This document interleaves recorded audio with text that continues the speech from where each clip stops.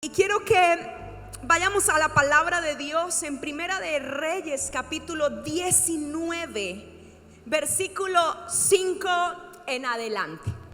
Dice la palabra de Dios así, usted puede mirar en las pantallas.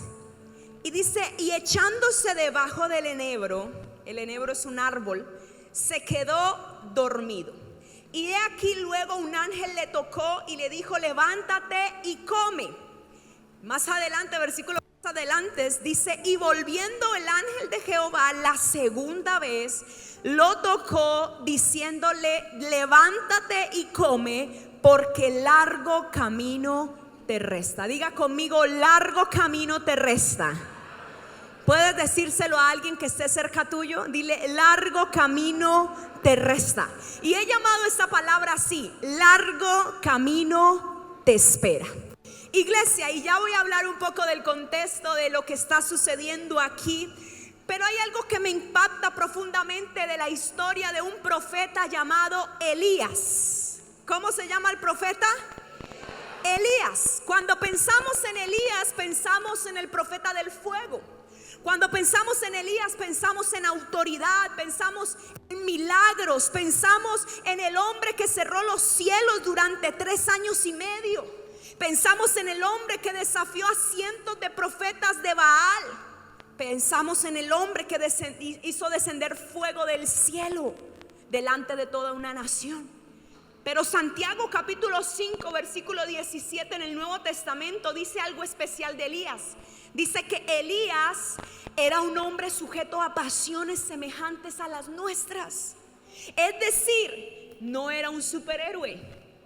Es decir, no era un superhombre, no era ni siquiera un personaje mitológico. No era un ser diferente a como eres tú y yo. Es un hombre del común, pero sostenido por un Dios extraordinario. Y precisamente ahí es donde encontramos una de las enseñanzas más impresionantes de esta historia. En el capítulo 18, un capítulo anterior a los versículos que estábamos leyendo, resulta que este hombre impresionante ha tenido una de las victorias más grandes de todo su ministerio. Más grandes. Había reedificado el altar, pero no solamente eso, sino que había hecho descender fuego del cielo y consumido un montón de profetas de Baal. Pero ahora en el capítulo 19, solo unas líneas más adelante, comienza una de las crisis más profundas de su vida. Y esto nos enseña algo, y es que no siempre el mayor peligro viene antes de la victoria. Muchas veces viene después. Hay batallas que se pelean en el Carmelo, pero hay otras que se pelean debajo de un árbol. Hay batallas, hay guerras que enfrentamos frente a gigantes públicamente, pero hay otras que enfrentamos en silencio, cuando nadie nos ve. Hay guerras que enfrentamos contra profetas de Baal, como lo hizo Elías. Pero hay otras guerras que enfrentamos en contra del cansancio, del miedo, de la ansiedad, de la frustración, el deseo de rendirnos. ¿Sabes por qué, iglesia? Porque el enemigo entiende algo, y es lo siguiente: cuando no puede detener el fuego de Dios sobre tu vida, entonces el plan B de Satanás es intentar detener a quien porta el fuego de Dios. Y cuando llegamos a Primera de Reyes capítulo 19, encontramos una escena que parece imposible. El hombre que hizo descender fuego del cielo ahora quiere morirse. Tremendo eso.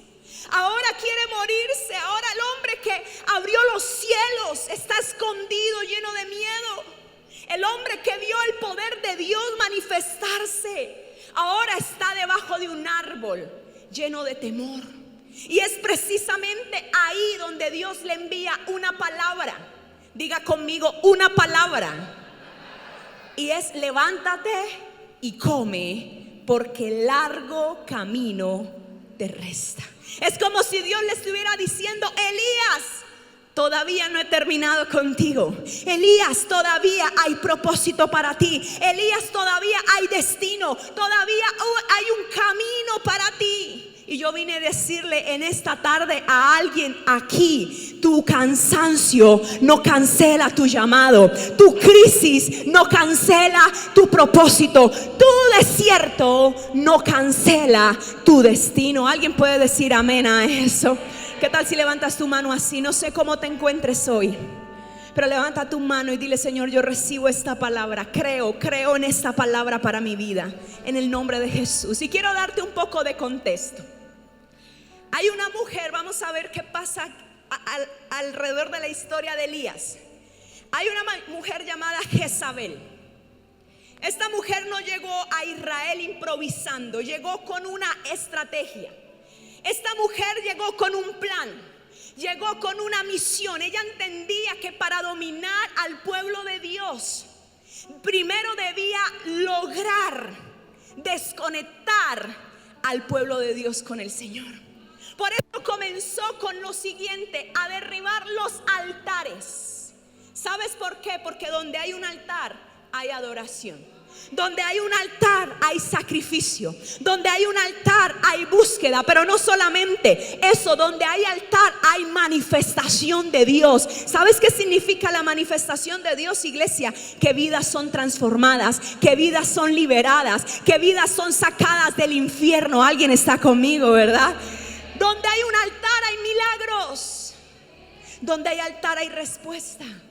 Donde hay altar hay cielos abiertos, como decía la pastora Dina. Por eso el enemigo siempre ha odiado los altares. Siempre. Porque el altar representa el lugar donde el pueblo se encontraba con Dios. Lo vemos en Génesis. Noé salió del arca y edificó un altar. Así que Jezabel entendió eso, que mientras había un altar había esperanza.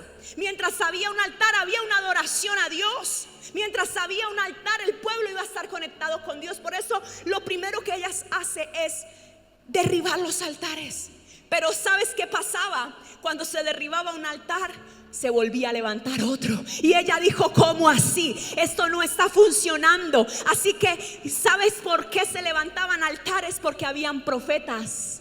Y donde hay profetas, siempre hay alguien dispuesto a reconstruir lo que está caído. Donde hay un profeta, donde hay un hombre de Dios, donde hay una mujer de Dios, en una casa, en un hogar, en una ciudad, siempre se va a edificar lo que se ha caído. Así que se levantaron los profetas a edificar los altares. Así que nuevamente esta mujer dijo: entonces voy a derribar a los profetas.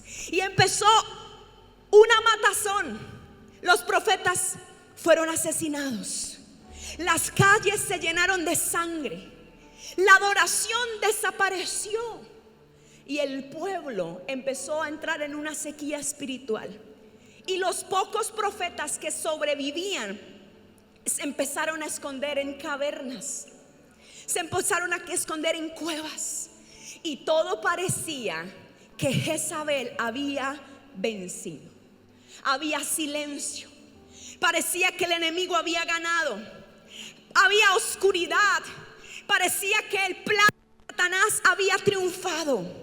Pero sabes, iglesia, hoy tengo una buena noticia para The Church Latinoamérica también. Y es que hay algo que el infierno nunca termina de entender. Es que Dios siempre preserva a un remanente. Siempre. Primera de Reyes lo dice. El Nuevo Testamento también. El Nuevo Testamento dice: me he reservado 7,000 hombres que no han doblado rodilla ante Baal. Alguien puede declararlo también para nuestra ciudad. En esta ciudad hay una iglesia que no dobla rodilla ante el enemigo, sino se levanta para declarar al Señor como su Dios.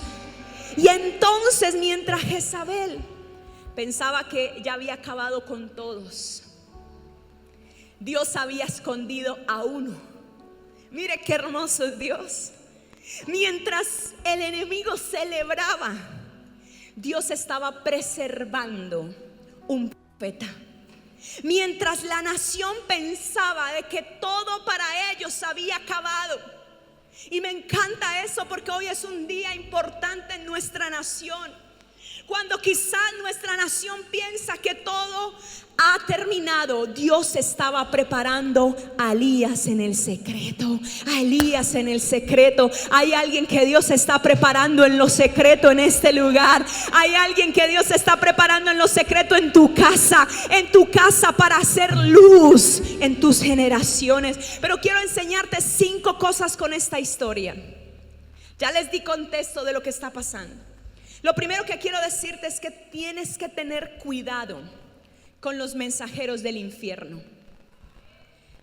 ¿Qué pasa con Elías? Después de 3 años y medio escondido, después de ser alimentado por cuervos, después de ver multiplicarse la harina y el aceite, después de resucitar al hijo de la viuda, después de restaurar el altar, después de ver caer fuego del cielo, después de haber matado a los profetas de Baal, después de abrir nuevamente los cielos, después de una de las victorias más impresionantes registradas en las escrituras, Elías se recibe un mensaje.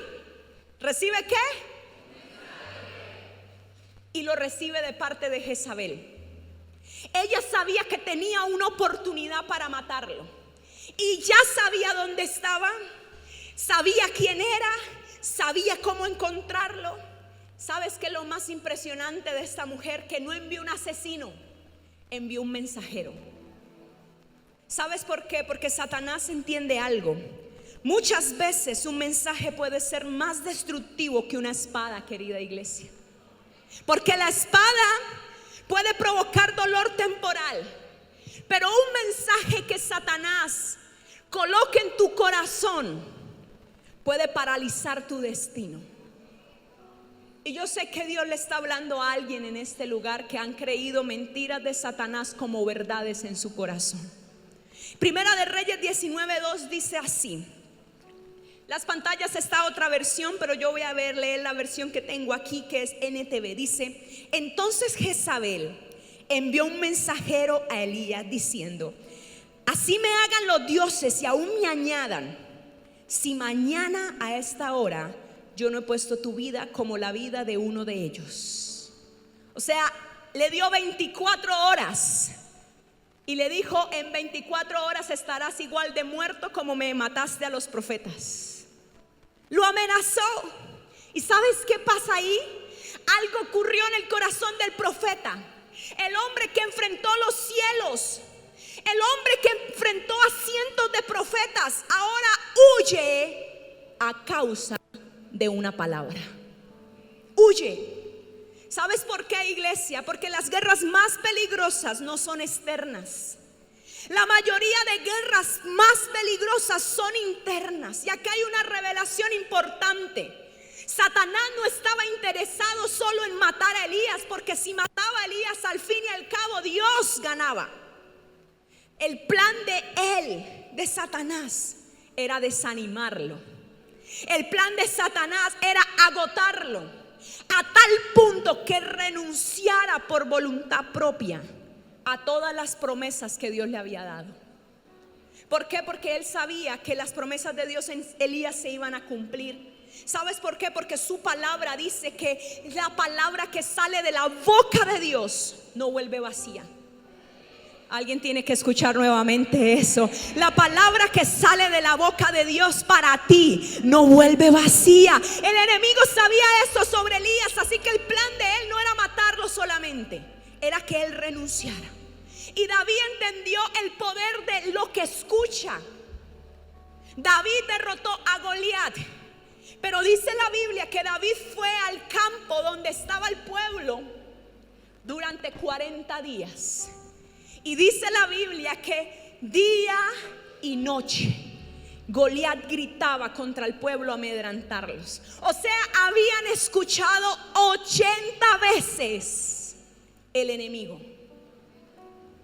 80 veces. David solo lo escuchó una vez. Cuando él llegó, quizás lanzó una palabra de miedo el gigante. ¿Y cómo respondió David? ¿quién es este filisteo incircunciso para que provoque a los escuadrones del Dios viviente? David solamente escuchó el mensaje una vez y lo quebró inmediatamente. No le dio tiempo de echar raíces en su corazón. No permitió que entrara su espíritu. No lo permitió ni un instante en su mente. ¿Sabes por qué, iglesia? Porque lo que no confrontas, inmediatamente lo recibes. Entonces eso va a terminar dominándote. Alguien me escuchó en esta tarde, ¿verdad? Una vez escuché hace muchos años una frase que decía: no puedes impedir que los pájaros revoloteen en tu cabeza, pero sí puedes impedir que hagan nido en tu mente.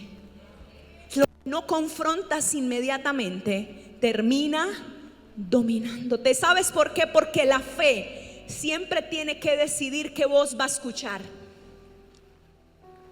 Yuhu, ¿alguien está aquí, cierto? ¿Qué voz vas a escuchar? Y yo quiero hoy confrontar a la iglesia. ¿Qué voz vas a escuchar? ¿Vas a escuchar la voz del problema o vas a escuchar la voz de Dios que te dice que sí puedes caminar hacia adelante? ¿Vas a escuchar la voz de la amenaza o la voz de la promesa? Alguien dice amén.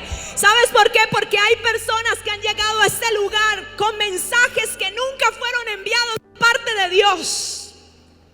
Quizás algunos llegaron con un mensaje de derrota, un mensaje de fracaso, de condenación, de incapacidad, de insuficiencia, y eso terminó dominando tus acciones. Pero hoy el Espíritu Santo nos recuerda que toda voz que contradice la palabra de Dios debe ser quebrada en el nombre de Jesús. ¿Alguien quiere quebrar la voz del enemigo en su corazón hoy? Ahora, después de escuchar este mensaje, Elías, Dios no abandonó a Elías. Porque cuando el enemigo intenta aislarte a través del dolor, Dios usa el proceso para revelarte algo más profundo. Más profundo. ¿Y sabe a dónde condujo ese proceso a Elías? Diga conmigo: el desierto. Dígalo con más fe. Yo sé que no es una palabra que nos gustaría decir. Diga conmigo: el desierto. Lo llevó al desierto. ¿Y sabes qué pasa en el desierto, querida iglesia? En el desierto se revela quién realmente camina contigo.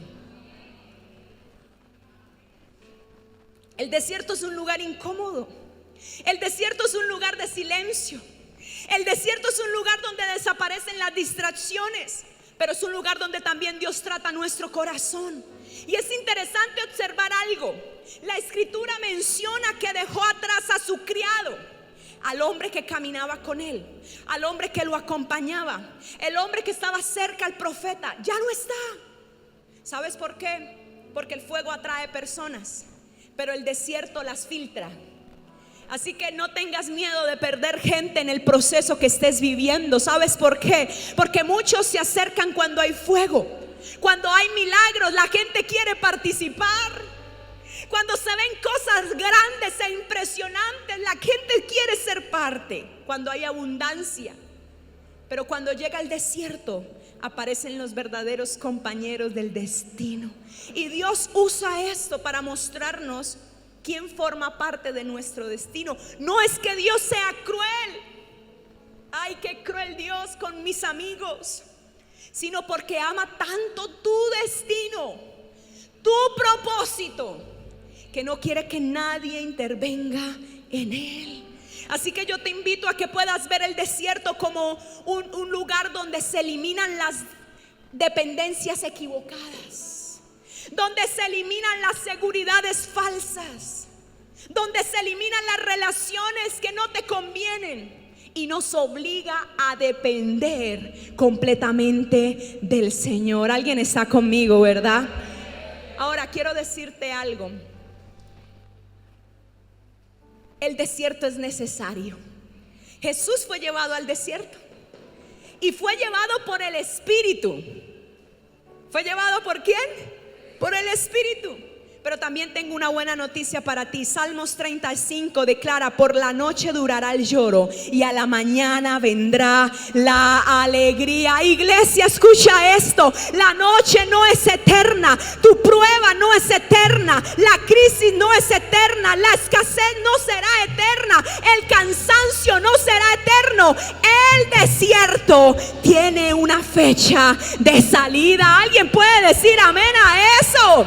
Vamos, alguien que lo crea, alguien que diga: mi desierto no es eterno. Tu destino no es la prueba ni el desierto, es una temporada. Diga conmigo: una temporada. Pero ¿sabes qué es lo más hermoso? Que en el desierto Dios no deja a sus hijos sin provisión. Porque lo tercero es que Dios ya tenía para Elías un árbol. Elías estaba agotado. Elías estaba sin fuerza, sin esperanza, y corre hasta ya no tener más fuerzas, y aparece un árbol. Aparece un árbol. Dice la Biblia, un enebro. No es un enebro normal, no es un árbol común. Es una declaración de la providencia de Dios. ¿Sabes qué significa eso? Que Dios va delante de nosotros. No, yo no sé alguien si está conmigo.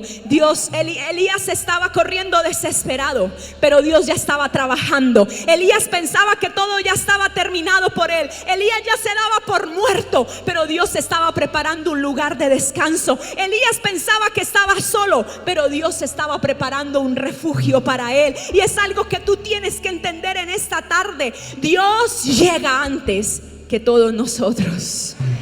Yo no sé si esta palabra es para alguien, pero Dios llega antes que tú. Tú piensas que vas delante de Dios y que Dios se olvidó de tu camino, pero quiero que entiendas esto: Dios llegó antes. Dios llegó antes. En Abraham llevaba un cuchillo para matar a su hijo, pero Dios ya tenía un carnero preparado. Dios ya tenía un plan preparado. Así que escúchame, ese árbol, Elías debajo de ese árbol, era Dios diciéndole: Elías, no voy a perderte. Lo siento, tú te quieres morir, pero yo no voy a perderte. Así que un ángel lo levantó y le dijo: levántate y come. Ahí empieza la restauración de Elías. ¿Por qué? Porque lo cuarto que quiero decirte es que Dios envía fuerzas antes de revelarte el futuro. Y por eso amo nuestro proceso de Salmos 1:3. Porque ¿cómo empieza nuestro proceso? ¿Con camino de qué? ¿Encuentro de qué? De libertad. Porque ahí hay sanidad. Elías se encuentra quebrado emocionalmente. Está cansado de luchar, pero no vemos al mensajero de Dios regañándolo, ni diciéndole: hombre de poca fe. No, le dice: levántate y come. Levántate y come. ¿Sabes qué es también lo interesante? Que cuando no tenemos fuerzas para buscarlo, Isaías 40:29 dice que Él da esfuerzo al cansado y multiplica las fuerzas al que no tiene ninguna. ¿Alguien está escuchando eso? Él da fuerzas al cansado y multiplica al que no tiene ninguna. Así que empieza aquí la restauración. Y la restauración quizás no sucede de la noche a la mañana. Es un proceso de constancia. ¿De qué? Constancia. Porque Filipenses 1:6 dice: estando persuadido de esto, que el que comenzó la buena obra en nosotros la perfeccionará. Así que Dios no nos abandona en los procesos. Y sucede algo más interesante después. Elías se volvió a quedar dormido. Así de cansado estaba que se volvió a quedar dormido. Pero a Dios no le enojó eso. Vuelve y lo levanta. Una segunda vez el ángel despierta a Elías y sus palabras cambian. Y esto es lo quinto que te quiero enseñar. Tu futuro sigue vigente. A alguien Dios le tiene que hablar esto: tu futuro sigue vigente. Puedes decirle a la persona que está a tu lado eso. Dile: tu futuro sigue vigente. Vamos, emociónalo. Dile: tu futuro sigue vigente. La primera vez recordemos que le dijo: levántate y come. Pero ahora le dice: levántate, come porque largo camino te resta. Y mira esto, iglesia, en esta frase transforma completamente el escenario. Porque hasta este momento Elías solo estaba viendo su presente. Estaba viendo qué cansado estaba. Estaba viendo que tenía mucho miedo, estaba agotado. Pero Dios estaba viendo algo mucho más grande que eso. Dios estaba viendo un monte Horeb. Dios estaba viendo la siguiente temporada de Elías. Dios estaba viendo las próximas asignaciones de Elías. Dios estaba viendo los próximos milagros que iba a hacer a través de Elías. ¿Sabes por qué? Porque mientras Elías estaba pensando en terminar, Dios estaba pensando en continuar. Mientras Elías pensaba en morir, Dios estaba pensando en enviarlo. Mientras Elías pensaba que todo había acabado para él, Dios sabía que todavía le quedaban capítulos por escribir. Todavía tenía historia para Elías. Y esto es importante, porque después de este momento iban a ocurrir muchas cosas asombrosas en Elías. Todavía le faltaba instrucciones por recibir. Todavía tenía reyes por ungir. Todavía le faltaba ungir a alguien que conocemos como Eliseo. Todavía habían varias manifestaciones de gloria. Todavía le faltaba ser llevado al cielo en un carro de fuego. Tremendo. Así que lo que Elías consideraba como su final solamente era una pausa. Una pausa. ¿Cuántas veces hacemos lo mismo nosotros? Pensamos que una crisis ha terminado nuestra historia. Pensamos que un fracaso ha terminado nuestro llamado. Pensamos que una pérdida terminó nuestro propósito. Pero Dios sigue diciendo lo siguiente. Alguien puede ponerse de pie para recibir esto. Jeremías 29:11 dice: porque yo sé los pensamientos que tengo acerca de vosotros, pensamientos de paz, no de mal, para darlos el fin que esperas. Así que levanta tus manos al cielo, porque lo que parece una interrupción puede ser simplemente una preparación. Lo que parece un retraso puede ser simplemente una alineación divina. Tú crees que Dios está atrasado, pero lo que no sabes es que Él ya se adelantó para preparar un lugar de descanso. Él ya se adelantó para amasar algo para darte de comer. Él está adelante de ti. Lo que parecía que se salió de las manos de Dios es simplemente una preparación para que veas la siguiente temporada de milagros para su vida. Pero hay algo que tienes que hacer. Hebreos 10 dice: manténganse firmes sin fluctuar, porque Él es fiel a lo que te prometió. Hola, soy el pastor Esdras Muñoz y quiero darte las gracias por ver este video. Si te bendijo, no te vayas sin suscribirte. Activa la campanita para que no te pierdas de nada de lo que viene. Y aquí encontrarás palabra, fe, formación y herramientas para tu vida espiritual. Déjanos por favor en los comentarios qué fue lo que más te habló hoy y comparte este contenido con alguien que lo necesite. Nos vemos pronto.